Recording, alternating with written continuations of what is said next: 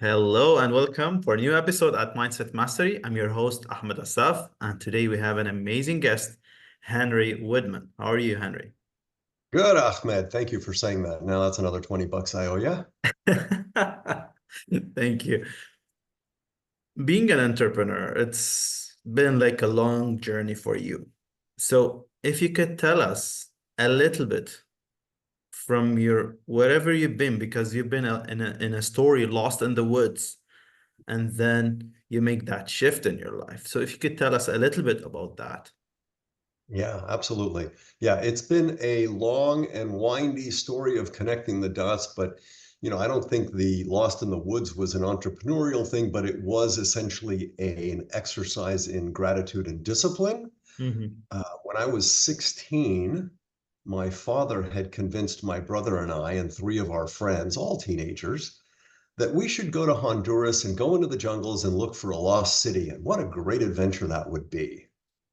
Turned out to be a friggin' nightmare, right? We Exactly. were, had these ideals of, oh, it's going to be like an Indiana Jones, right? It's going to be fun. And then we're going to be on Johnny Carson and they're going to interview us for finding this archaeological dig. And it couldn't have been further from the truth. We arrived, we were, miserable. It was rainy.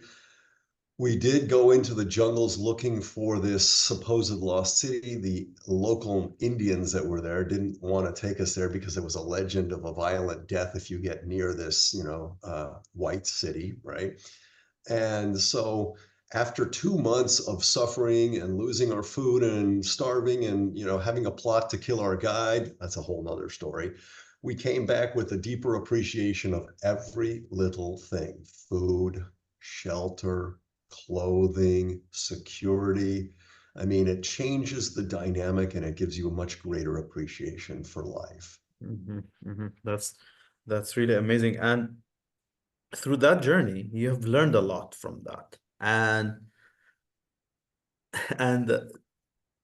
if you ask what mindset shifts have been most crucial in overcoming the challenges that you have faced, and now what happened in that journey and in that accident, and what now, if we're asking Henry's today, what are the mindset shifts that you're using to overcome your challenges in your as an entrepreneur?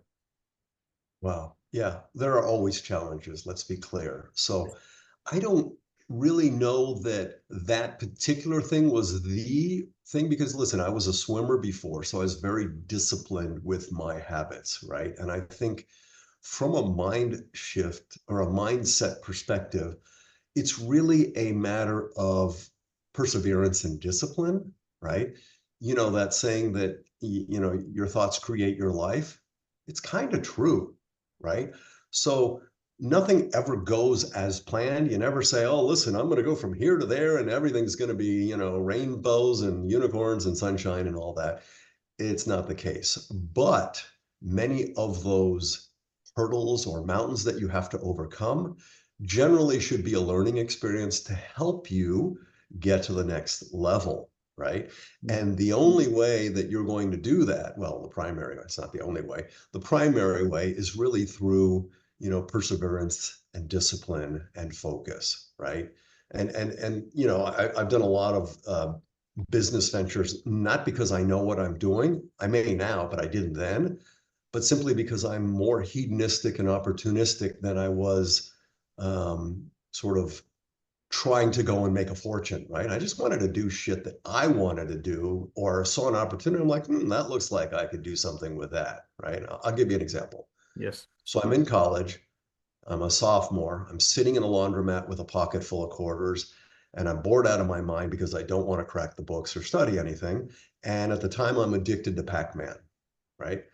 So I want to play Pac-Man, and there's no Pac-Man in the laundromat. I go back to my dorm room. I call every laundromat in Tucson, where I went to college, and I said, "You guys have video game machines?" They'd say, "No." And I said, "Would you like some?" And a couple said yes. And not that I knew where I was going to get the money, but I went to an auction. I took my college funds to buy a used, outdated machine that nobody wanted and put it in a laundromat. And obviously I have a captive audience, and it did fairly well. So that was, by the time I graduated, had laundromats in many of the local laundromats in Tucson. That was the first sort of hedonistic for my own needs, even though I put the machines in there, I couldn't play them because then I would be taking away from my own revenue, right? So that was a hedonistic, opportunistic thing that kind of led to, oh yeah, I could do things that I like to do, right? And so from there, I go to Los Angeles thinking, I want to produce and direct movies. That's the dream, right? That's going to make me happy. Well, of course, that didn't happen, but I did end up getting on a film crew that traveled, traveling crew as what's called a PA, a production assistant, which is really a gopher. And then after several years of working my way through, and then the sound guy and assistant director, and eventually the producer, I'm producing travel films, right? It was a lot of fun. I enjoyed it. And then the next opportunity presents itself. You can stop me anytime, Ahmed, because I'm No, just no, rambling. I'm looking to those shifts because everyone of us will pass through that thing in a different experience to know what do he really want or she really want. Because most of us, we do things we think at the beginning that's what we're looking for, but that's not what, after some time, we found out that's not our passion or our desire of what we're looking to achieve or to do. And that's That's what exactly happened with you, right? right.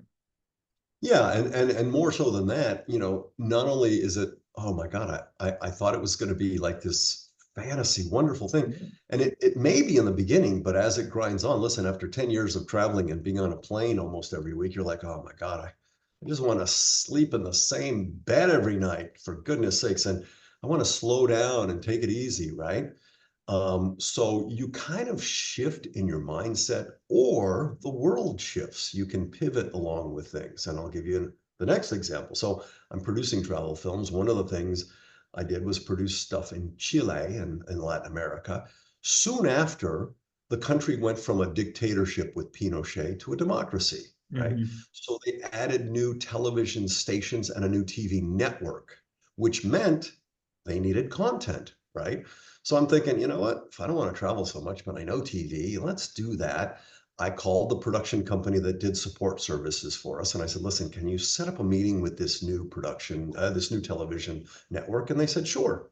So I fly down there and I pitch myself as this American producer, right? Which I barely knew what the hell I was doing. And I rip off an idea from the US and I pitch it. And, in a couple of months, we're on the air and it does really well because we were focused on the younger demographic. And Chile at the time was a young demographic. Mhm. So there, morphing into, hey, here's an opportunity. Here's a country that's looking for content. I can pitch this. And it did really well. While I'm in Chile, I was introduced to nonlinear edit systems. Now we're in the like mid to late 90s, right?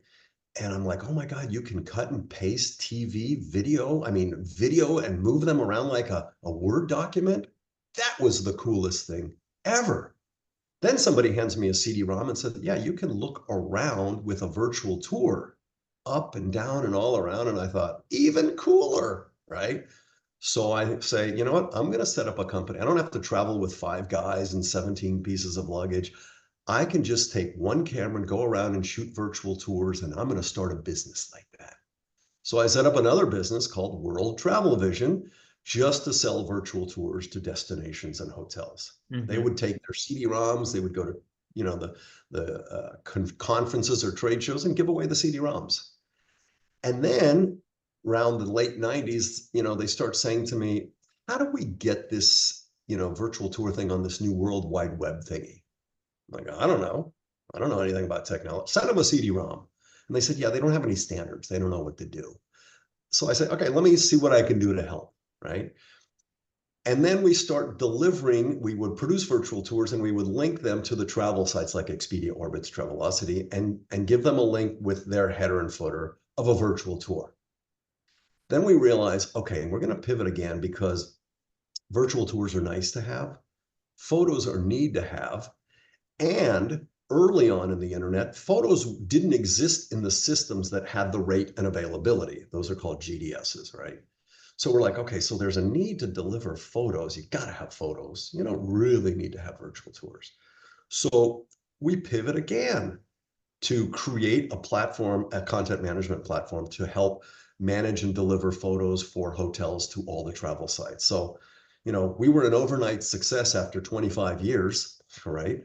25 years of building the company, learning, making our mistakes. I really didn't run an ongoing concern until then. I went back to school. I got my MBA in entrepreneurship to learn, how do you run a business? What do these things mean when people would say, oh, you need to hire the best people? And I'm thinking, I can't even afford to pay myself. What does that mean?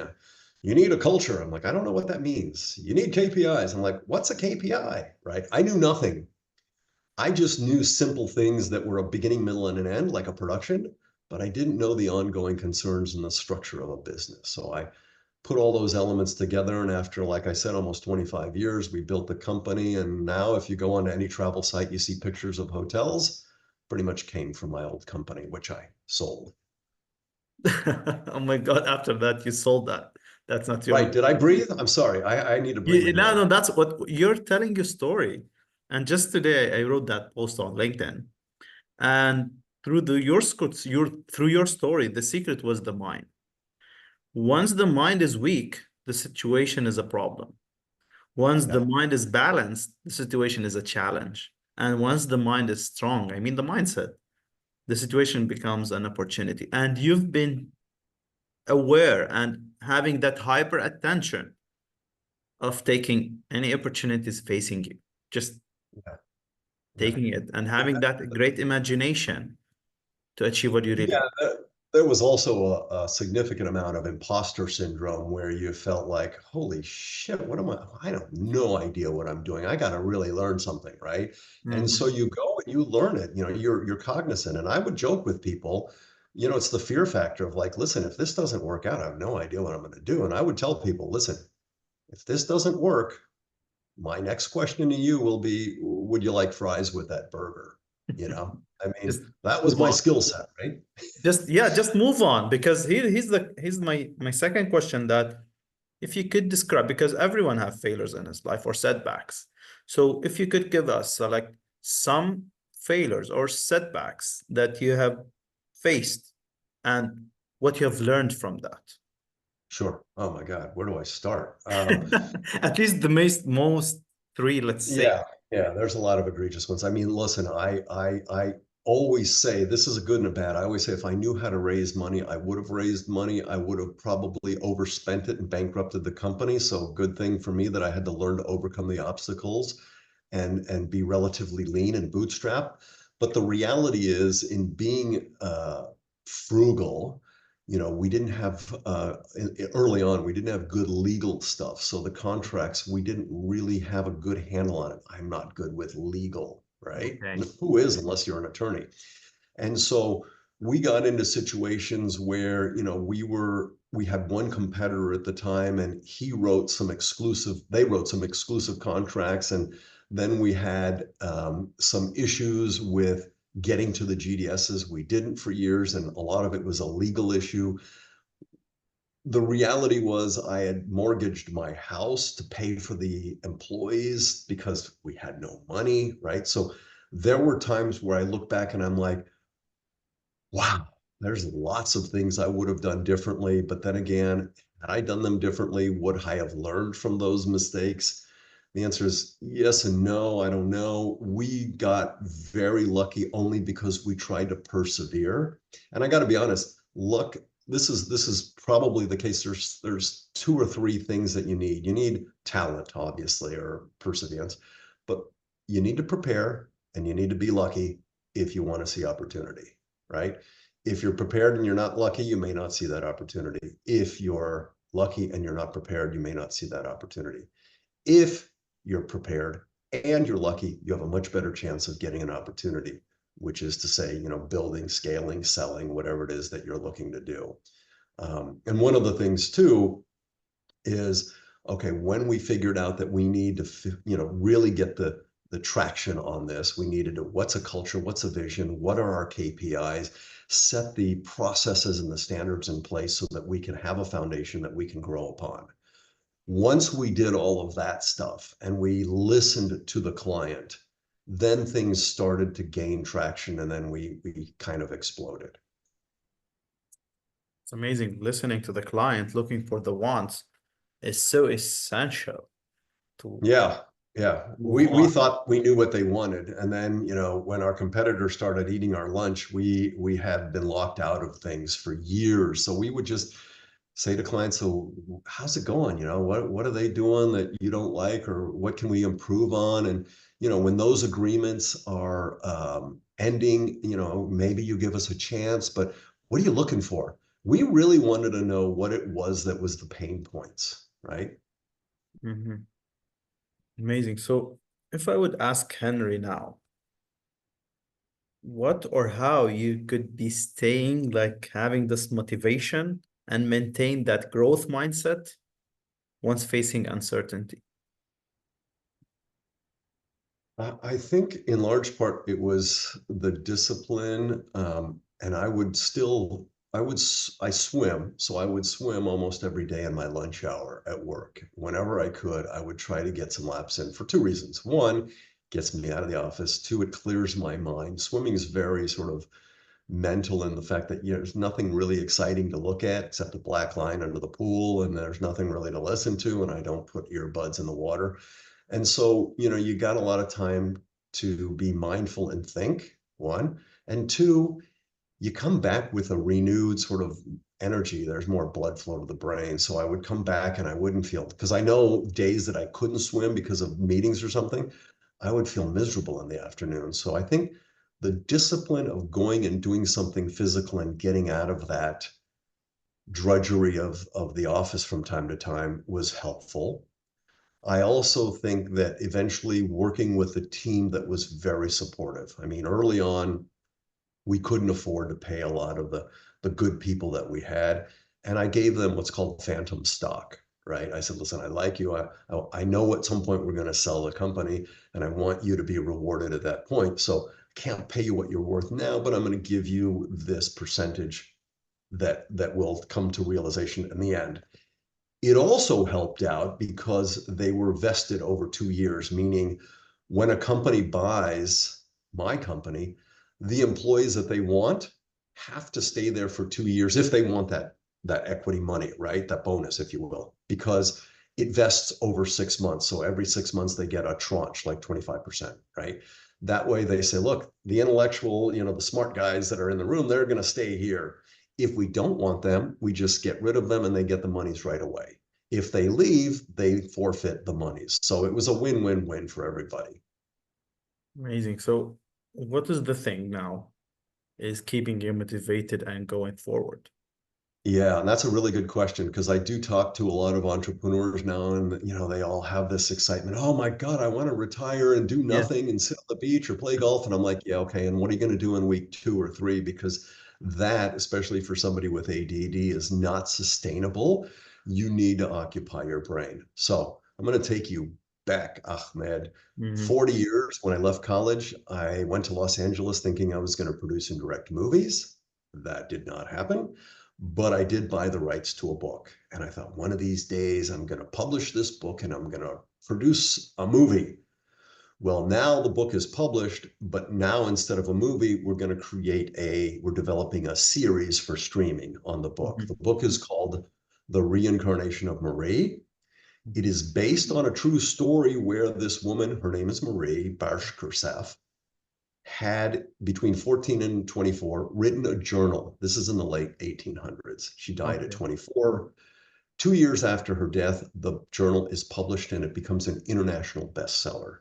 And people just go, oh my God, women with all these passions and writing about things that women didn't talk about at the time, like, masturbation or sexuality or something. And so 70 years later, guy picks up the book, he reads it, he's intrigued, he reads it again and again, and he finds himself falling in love with this woman. But then he realizes, oh my God, I've fallen in love with a dead woman. This is just not right. Then he meets her reincarnation. That's the simplistic view of the book. The series, now we call it Slippin', is essentially a deeper dive into the people that surrounded Marie's life in the late 1800s and our protagonist's life now in the 1970s, and how they intertwine, the sins of the father, the karma, and do we pay it back, or do soulmates exist? Is there such a thing as reincarnation, or is it the metaverse, or what the hell's going on, right? Why are we here? And so those are the topics that we explore in the series. I love that. So what would be your last insight or message to the entrepreneurs who are like somehow struggling, or they want some motivation, or they want some like, I don't know, they have to look for something to change. So what would be your Yeah, insights to them? yeah. Well, entrepreneurship is a tricky thing because, first of all, I think, looking back, is there a problem that you're solving, right? Is this really a problem, right? Don't tell me, I love clothing. I want to open up a boutique on Main Street. Okay, is that a problem, really? Seriously. Yeah. Is it a problem that you or others like you have that you can solve, right? And that's a tough one because you also have to be kind of in that industry, right? I would not have known travel issues had I not produced virtual tours and videos and so on, right? And if it's not working, be aware of that and pivot, right? Virtual tours was great, but any kid with a camera and a computer is now a competitor, so it's a race to the bottom. And then distributing, that's nice to have, but what's the real need to have? Okay, then we pivoted again, right? So early on, look for opportunities, look everywhere, say yes to everything. Once you figure out what's really being solved or what you can do really well and you can beat others, then you have to say no to everything else, right? So one, find an opportunity to solve. Two, I think is really important, is try to surround yourself with people that are inspirational and motivational. You know that saying that you're the average of the five people you hang out with? Mm-hmm. Exactly, right? So if you're hanging out with people that, punch the clock, they come home, they, get stoned and have a beer and eat chips, then you too may be in that. So try to find people that motivate you to do the things that you think you want to do with your life, right? And lastly, as we talked about earlier, what you think is essentially creates your life. So just believe that things can do, but be flexible enough to pivot and keep the discipline. Yeah, the process always must be upgraded, and it's a journey. Enjoy It it. is a job. Do something It that is you a really love, and it's okay to change the pivot, as you said, yeah. as soon as you're doing something you love and you like. And be clear, it is a journey with ups and downs. I mean, you will encounter obstacles and hurdles and even mountains, but try to figure ways to overcome them and learn from those lessons. Because otherwise, the mountain will be there and you'll think, I can't do it, and you just quit. Okay. If there's a way to go around it or if there's a way to overcome it, then find that way. If it's not in the cards, then pivot and stuff like that. And I know this is the hardest thing for anybody to do when you're in the business. I know saying that sounds so easy and trite, but man, when you're in that and you're miserable and you think the world's coming to an end, you're just not, you're just, you can't see straight. I'll give you an example. You know the difference between treading water and drowning? It's fairly minimal, right? When Yes. you're treading water, you're calmly moving your hands through and your head's above water and you're breathing. When you're drowning and your arms are flailing, you're using a lot of mental and physical energy, and you believe in your head, oh my God, this is the end. I'm going to drown. I'm going to die, right? Yeah. It takes time to get from that state of, I'm going to die, I'm drowning, to just relax, tread water, you're going to be fine. So it's an evolution. And this is the same with business. Don't go in thinking I'm going to be thrown in the deep end and I'm going to be fine. There's a learning curve here. I love that's why you have to maintain that growth mindset, because the fixed mindset, they will get to the point that they are disintegrated. Otherwise, if you're having that growth mindset, you'll get to the point of creativity and really being in the freedom zone. Yep, that's exactly right. I really want to thank you, Mr. Henry, for this amazing episode, and looking forward to see you soon. Thank you. If can I add one more thing? And Sure. say, if anybody wants to learn more about the book and the series, Sure. it's on. You can put if you have show notes, you can put it in. It's called. I have a website called mariethestory.com, and that includes information on the book, the series, and so on. So you know what the I heck's will be going on. sharing that on the bio once I launch the podcast. Yeah. Also has my LinkedIn and Facebook. So if anybody wants to follow them, For sure. too. Thanks, Ahmed. Thank you.